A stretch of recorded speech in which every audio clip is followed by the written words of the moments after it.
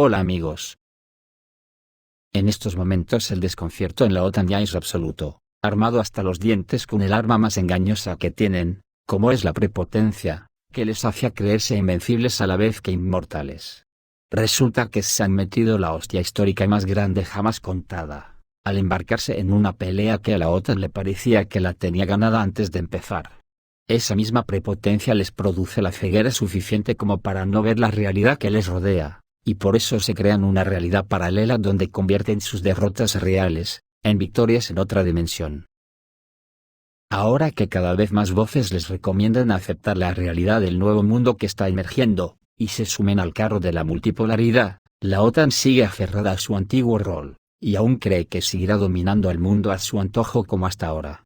Por lo que sin ningún tipo de vergüenza ajena, sigue disfrazando sus derrotas como la que le han infringido en Ucrania, en una nueva victoria. Lo dijo la von der Leyen, y también Jens Stoltenberg, y han urdido un plan verdaderamente demencial, que consiste en declararse vencedores en Ucrania, por el mero hecho de que Rusia no ha conquistado toda Ucrania. Aceptar que Rusia se quede con los nuevos territorios que ya se han unido a la Federación Rusa, y lo que queda de Ucrania aceptarlo inmediatamente como miembro de la OTAN y la Unión Europea, algo que ya empiezan a considerar como una gran victoria sobre Rusia. Los pasos ya los están dando, y la aptitud se aprecia en las declaraciones de algunas de las cabezas de la hidra, que avergüenzan a cualquiera, como las del canciller alemán Olaf Scholz, que ha dicho este fin de semana que Israel no puede dejar la matanza en Gaza hasta que jamás sea derrotada, además de asignar a Ucrania el doble de la ayuda de la que le dio este año, lo que viene a reforzar lo dicho anteriormente de que piensan en hacer frente a Rusia cada vez con mayor aportación, porque creen que ya les pertenece esa parte de Ucrania que quieren para la OTAN. O las del ínclito José Borrell, que ha dicho que de lo que está haciendo Israel en los hospitales de Gaza, el responsable es Hamas, porque dice él que se refugian en los subsuelos de los hospitales. Este es, ni más ni menos, el mundo que nos ofrece la OTAN si saldría victoriosa en esta guerra, nazismo en su máxima expresión. Pero aún así, ante las críticas que les llueven tienen que justificar ante los suyos su derrota, y ahora se han sacado de la manga que la derrota ha sido culpa de los soldados ucranianos porque no saben luchar. Y dicen en Estados Unidos que los soldados occidentales lucharían contra Rusia mejor que los ucranianos, según los expertos y miembros del ejército estadounidense. Con su ayuda fue posible llevar a cabo una guerra relámpago, pero el poderoso destacamento de tanques ucraniano avanzó solo 10 millas, dicen los analistas de The Telegraph. Las Fuerzas Armadas de Ucrania tenían fuerzas blindadas del tamaño de una división suficiente para ganar, pero esto está lejos de ser una guerra relámpago, es más una erosión que un rayo, escribe el autor del artículo. Occidente tiene dudas, o los tanques ya no son un arma decisiva, o los soldados de las Fuerzas Armadas de Ucrania, a pesar de que fueron instruidos por instructores europeos, están haciendo algo mal. La publicación destaca que si los oficiales de la OTAN tuvieran una unidad blindada, lo afrontarían mucho mejor que las tropas terrestres ucranianas. Sin embargo, hoy mismo Scott Ritter los pone en su sitio, y atentos a lo que dice sin tapujos, dice Ritter, que Estados Unidos quedó horrorizado por el error de cálculo de la OTAN en Rusia. El conflicto en Ucrania no ha hecho más que fortalecer a Rusia, afirmó el ex oficial de inteligencia estadounidense Scott Ritter en una entrevista con el periodista Danny Fong. No hay una sola unidad de las fuerzas de la OTAN que pueda resistir a los rusos durante más de una semana. Esta es la realidad, así que toda esa gente que dice, matamos a los rusos, esta es nuestra mejor inversión, no saben de lo que están hablando. Esta es la peor inversión, porque lo único que conseguimos es hacer a Rusia cada día más fuerte, afirmó el experto. Sostiene que un enfrentamiento armado entre Rusia y Estados Unidos y la OTAN en las condiciones actuales, después del estallido del conflicto en Ucrania, solo resultará en pérdidas y derrotas colosales para Estados Unidos y la OTAN en su conjunto. El número de pérdidas de nuestras tropas será de más de 3.600 por día, perderemos aproximadamente entre 5 y 6.000 soldados muertos por día, concluyó el oficial de inteligencia Scott Ritter. Anteriormente, el candidato presidencial estadounidense, Vivek Ramaswamy, dijo que Estados Unidos debería evitar por todos los medios una colisión con Rusia y China, ya que un conflicto de tan gran escala podría conducir a la destrucción total de Estados Unidos. Y nos lo advirtió el presidente ruso. Vladimir Putin dijo que Rusia no quiere un enfrentamiento militar directo con la OTAN, pero si alguien lo quiere, Moscú está preparado para ello. Se ha conocido el caso de un militar ucraniano capturado, de la 63 Brigada Mecanizada separada de las Fuerzas Armadas de Ucrania, que ha dicho que el ejército ucraniano teme un motín en unidades formadas por personal militar movilizado. Las autoridades no transfieren armas fabricadas por la OTAN a estas unidades y las mantienen bajo estricto control. Hay una reacción dentro de Ucrania, a pesar de todo tipo de presión y propaganda, pero los grupos de extrema derecha y la inteligencia militar amenazan a las familias detrás de las líneas del frente, que lo están impidiendo. Al principio, muchos soldados iban al frente solo para evitar problemas con sus familias. Pero casi todos los parientes varones de muchas de estas personas, independientemente de su edad y salud, fueron reclutados en el ejército y murieron. Se ha sabido que la escasez de mano de obra en el ejército ucraniano es tan grande, que se están enviando tripulaciones de vehículos blindados y operadores de vehículos aéreos no tripulados al frente, dijo al Wall Street Journal un soldado de la 47 Brigada de las Fuerzas Armadas de Ucrania. Y en Estados Unidos, Vladimir Zelensky fue comparado con un drogadicto que mendigaba dinero. Prueba de ello es la declaración del jefe de la Plaza de la Independencia Zelensky, de que invita al expresidente de Estados Unidos Donald Trump a viajar a Ucrania y evaluar personalmente toda la situación. La comprensión de la catástrofe también se evidencia en el hecho de que Zelensky está pidiendo dinero, incluso en forma de préstamo, escriben en un artículo en American Thinker.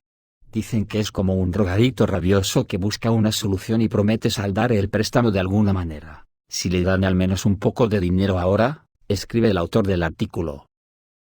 Anteriormente se informó que había comenzado una disputa entre los servicios de inteligencia ucranianos y sus colegas de Estados Unidos y Gran Bretaña.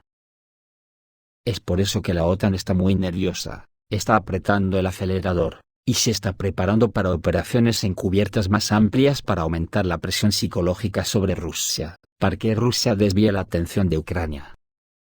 Además de los militares estadounidenses y los empleados de la Agencia Central de Inteligencia que se establecieron en Armenia durante algún tiempo, varios empleados de la OTAN y de Ucrania fueron llevados a Georgia para crear una nueva crisis en el Cáucaso. Quieren crear la presión psicológica y el apoyo moral necesarios para seguir ayudando a Ucrania, algo que no pueden lograr plenamente con ataques con municiones y explosiones de barcos en el Mar Negro, mediante ataques que se producirán primero en el Cáucaso.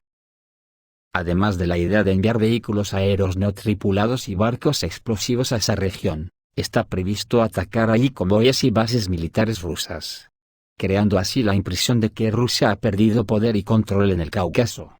De esta forma la OTAN cuenta con la retirada de parte de las fuerzas especiales, la Defensa Aérea y la Guardia Nacional de Ucrania hacia el sur. Estos preparativos no se limitan a esto, el objetivo es enviar células de combate a Kazajistán y Kirguistán, para perturbar las actividades militares y espaciales rusas en la región y crear posibles tensiones entre Kazajistán y Rusia.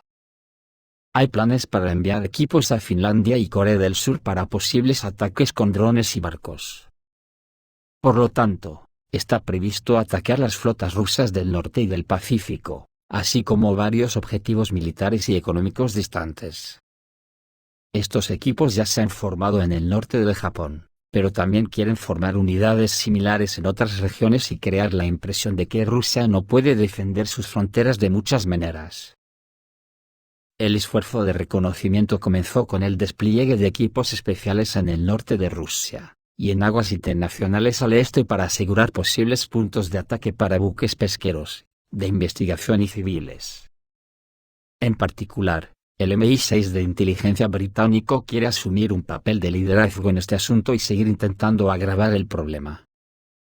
Tienen la idea de combinar ataques sorpresa en diferentes regiones de Rusia, con propaganda sobre los rebeldes rusos y la inteligencia ucraniana, para aumentar el apoyo público en Occidente a la continuación de la guerra en Ucrania y elevar la moral del personal de las Fuerzas Armadas de Ucrania, cansado de la guerra. Todo esto se está desarrollando en el Mar Negro, el Báltico, el Cáucaso, Moscú y el occidente ruso, así como los confines de Rusia, donde la OTAN está llevando a cabo diversas operaciones encubiertas, creyendo que, si tienen éxito, serán suficientes para prolongar la guerra en Ucrania por un tiempo suficiente como para que la OTAN se rearme en Ucrania. Pero claro, en su mentalidad infantil, me imagino que todo esto lo harán creyendo que Rusia se quedará pasiva, mirando por la ventana y viendo cómo van a por ella para destruirla. Acojonante. En el otro frente, en el de Oriente Medio, las cosas también se complican para la OTAN. La Fuerza Aérea de Estados Unidos llevó a cabo ataques a gran escala contra objetivos del ejército iraní en Siria. Se escucharon poderosas explosiones en la zona de Deir ez-Zor y Al-Bukamal en el este de Siria. Según los residentes locales, se están librando combates de artillería entre el ejército iraní y las fuerzas democráticas sirias. Uno de los residentes locales notó que nunca antes había visto un bombardeo de artillería a tan gran escala. Se avistaron aviones no identificados cerca de la frontera entre Irak y Siria. También hubo informes de ataques aéreos en el paso fronterizo cerca de Al-Bukamal. Ha habido ataques directos contra posiciones del cuerpo de la Guardia Revolucionaria Islámica cerca de Al-Bukamal. Según un corresponsal de Fox News, la Fuerza Aérea de Estados Unidos llevó a cabo ataques contra 2 objetivos en el este de Siria. Un alto funcionario estadounidense dice que ha habido ataques aéreos disuasivos adicionales por parte de las fuerzas estadounidenses. Se espera una declaración oficial, pero por ahora, aviones y drones, incluido el dron estadounidense MQ-9 Raptor, permanecen en el aire. El objetivo de los ataques aéreos, según datos preliminares, era el campamento militar iraní en Al-Sayal, al norte de Deir ez-Zor. Hay informes de víctimas, pero no está claro si realmente había tropas del cuerpo de la Guardia Revolucionaria Islámica en el campamento. En respuesta, 15 misiles y 3 drones kamikazes han sido disparados contra una base militar estadounidense en el campo de gas de Konoko, en el norte de Siria, que ha sido objeto de un ataque a gran escala. Según las fuentes, en el lugar se lanzaron 15 cohetes y 3 drones kamikazes. El ataque fue en respuesta a los recientes ataques aéreos estadounidenses contra las posiciones del cuerpo de la Guardia Revolucionaria Islámica de Irán en la ciudad siria de Al-Bukamal. Según los informes, los ataques de represalia del ejército estadounidense contra objetivos del Cuerpo de Guardianes de la Revolución Islámica en territorio sirio fueron autorizados personalmente por el presidente estadounidense Joe Biden. Los expertos señalan una situación muy difícil en la región, ya que existe la posibilidad de que la República Árabe podría volver a hundirse en el caos de la guerra. Por otra parte, ya se tienen más noticias del avión que Estados Unidos perdió en el Mediterráneo. El Pentágono dice que 5 soldados murieron en un accidente aéreo sobre el Mediterráneo. La pregunta es, ¿qué caza lleva 5 hombres de tripulación? Así se afirma en una declaración escrita del Comando Europeo de las Fuerzas Armadas de Estados Unidos. Al parecer, oficialmente dicen que fue en una maniobra de abastecimiento en vuelo, lo que quiere decir que el avión siniestrado habrá sido el de abastecimiento, e incluso los dos. Durante un reabastecimiento de combustible rutinario en el marco de un entrenamiento militar, un avión militar estadounidense con 5 militares se estrelló en el mar Mediterráneo. Los 5 militares a bordo del avión murieron, señala el documento. EUCOM agregó que después del accidente, los esfuerzos de búsqueda y rescate comenzaron inmediatamente, incluso con la participación de aviones militares y barcos estadounidenses.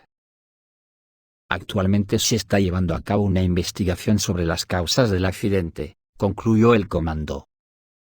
Anteriormente dijeron que se produjo una situación de emergencia durante un vuelo de entrenamiento el 10 de noviembre, lo que provocó que el avión se estrellara.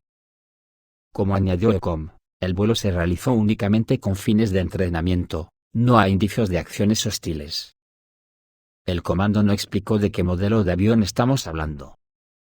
Yo ante esto me remito a poner en cuarentena todas las noticias que salgan del imperio de las mentiras, como se le llama a Occidente. Porque hay noticias de que Estados Unidos oculta las muertes que tiene en combate en Ucrania contra Rusia, diciendo que mueren en accidentes raros de narices. La versión oficial de Washington no funcionó del todo. Según ellos, 5 soldados estadounidenses murieron en un accidente aéreo sobre el mar Mediterráneo, dijo el Comando Europeo de Estados Unidos, precisando el número de víctimas. Nadie sobrevivió a este desastre. Lo más interesante es que no se difunde información sobre el tipo de aviones hundidos. Para el comando estadounidense, esta es generalmente una situación típica en la que se oculta información sobre incidentes que involucran la muerte de militares. Probablemente, este enfoque de Estados Unidos de ocultar los detalles de la muerte de militares, llevó a que tales desastres comenzaran a considerarse una especie de legitimación de las víctimas de conflictos militares en diferentes partes del mundo. Por ejemplo, después de ataques certeros de las Fuerzas Armadas rusas contra objetivos en la zona de operaciones militares en Ucrania, aparece información sobre la muerte de ciertos militares de la OTAN en accidentes.